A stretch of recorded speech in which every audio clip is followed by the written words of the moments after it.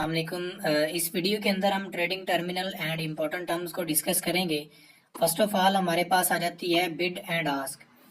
Bid and ask basically जो है वो हमारे पास दो प्राइसेस होती हैं। बिड बोलते हैं बेसिकली सेल ऑर्डर की प्राइस को और आस्क बोलते हैं बाय ऑर्डर की प्राइस को। तो हम जिस भी ब्रोकरेज के ऊपर या एक्सचेंज के ऊपर ट्रेड कर रहे होते हैं, करंट प्राइस जो हमारी उस पेयर की चल रही होती है उस आइटम की, उसके अंदर जो उसका स्प्रेड होता है या कमीशन होती है वो ऐड करके जो है ना वो हमारी ट्रेड एग्जीक्यूट होती है। तो जब हम अपनी ट्रेड एग्जीक्यूट करने लगते हैं तो हमारे लिए ये चीज़ जो है वो देखना थोड़ी ज़रूरी होती है कि हम ये जो ट्रेड एग्जीक्यूट कर रहे हैं ये करंट प्राइस के अंदर जो है वो स्प्रेड ऐड करके किस प्राइस पर जो है वो हमारी ट्रेड एग्जैक्टली जो है वो एग्जीक्यूट होगी। उसके बाद आ जाती है बात पॉइंट्स की, पिप्स की। ठीक है, तो इसके लिए हम चार्ट के ऊपर चले जाते हैं। अब ये हमारे पास ओपन है गोल्ड का चार्ट, ठीक है, जिसमें हमारे पास एक ऑunce गोल्ड की जो प्राइस चल रही है वो around about 2342 point something dollars जो है वो चल रही है। अब यहाँ पर कुछ ब्रोकर्स के अंदर इशारिया के बाद 2 डिजिट्स होते हैं, कुछ ब्रोकर्स के अंदर इशारिया के बाद 4 डिजिट्स होते हैं। यहाँ पर 2 डिजिट्स हैं तो इट मीन्स के यहाँ पर जो लास्ट डिजिट है ये पॉइंट का है, जो सेकंड लास्ट डिजिट है ये पिप्स का है। ठीक है, 10 पॉइंट्स जो होते हैं वो 1 पिप के बराबर होते हैं और 10 पिप्स जो होते हैं वो $1 के बराबर होते हैं। ठीक है, अब ये इशारिया से पहले जो हमारा फर्स्ट डिजिट है 2, ठीक है, ये हमारा $1 के इक्वल है। ठीक है, यहाँ पर जब 10 पिप्स जो है वो मूव करेगी मार्केट तो यहाँ से $1 जो है वो मूव करेगी।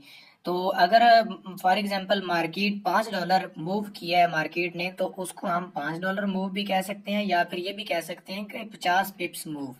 ठीक है, क्योंकि $1 जो है वो 10 पिप्स के जो है वो इक्वल है। इसी तरह अगर हम किसी फॉरेक्स के पेयर को ओपन कर लेते हैं, ठीक है, जेपीवाई के पेयर्स के अलावा, तो यहाँ पर जो लास्ट डिजिट है ये बेसिकली हमारा है पिप्स का, सेकंड लास्ट डिजिट जो है वो हमारा है डॉलर का। ठीक है, ये जो 9 है ये डॉलर्स का है। ठीक है, सेकंड लास्ट डिजिट, और इससे पीछे जो हमारा 6 है ये $10 के इक्वल है।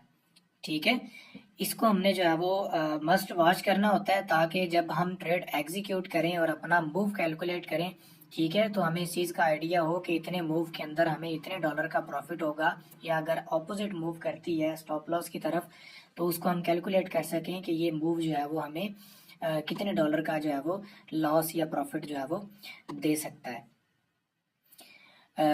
इसके अलावा नेक्स्ट हमारे पास चीज़ आ जाती है लॉट साइज। इसको बेसिकली लॉट साइज के अंदर हमारे पास जो है वो 3 टाइप्स की मोस्टली लॉट्स जो है वो यूज होती हैं। नंबर 1 हमारे पास आ जाती है माइक्रो, ये होती है 0.01। इसके बाद आ जाती है अपना मिनी, ये होती है 0.10, और एक आ जाती है स्टैंडर्ड 1.0। ठीक है, जब हम माइक्रो लॉट यूज कर रहे होते हैं 0.01, तो इसके अंदर जब मार्केट $1 मूव करती है तो वहां पर हमें $1 का प्रॉफिट या लॉस होता है। अगर हमारी फेवर में मूव करती है तो हमें $1 का प्रॉफिट होता है, अगर हमारी ऑपोजिट डायरेक्शन में मूव करती है तो $1 का लॉस हो रहा होता है। इसी तरह अगर हम 0.10 ओपन करें मिनी, तो ये बेसिकली 10 माइक्रो के इक्वल होती है। यहाँ पर हमें अगर मार्केट $1 मूव करती है तो हमें $1 मूव के ऊपर $10 का प्रॉफिट या लॉस होता है। इसी तरह जो स्टैंडर्ड है ये 1.0 के होती है, जो कि 10 मिनी के बराबर होती है। और यहाँ पर अगर हम स्टैंडर्ड लॉट ओपन करते हैं तो मार्केट जब $1 मूव करती है तो वहां पर हमें $100 का प्रॉफिट या लॉस होता है। ये बेसिकली अकाउंट साइज के हिसाब से होता है, जितना अकाउंट का साइज बड़ा होता है उसके ऊपर जो है वो लॉट साइज भी उतना बड़ा यूज होता है। इसके बाद हमारे पास जो नेक्स्ट जो है वो चीज़ है वो बेसिकली है स्प्रेड, कमीशन, लिवरेज और मार्जिन। ठीक है, स्प्रेड या कमीशन क्या चीज़ होती है मैंने आपको थोड़ा सा ऊपर भी बिड एंड आस्क का एक्सप्लेन किया है। हम जिस भी एक्सचेंज, मार्केट या फिर ब्रोकर के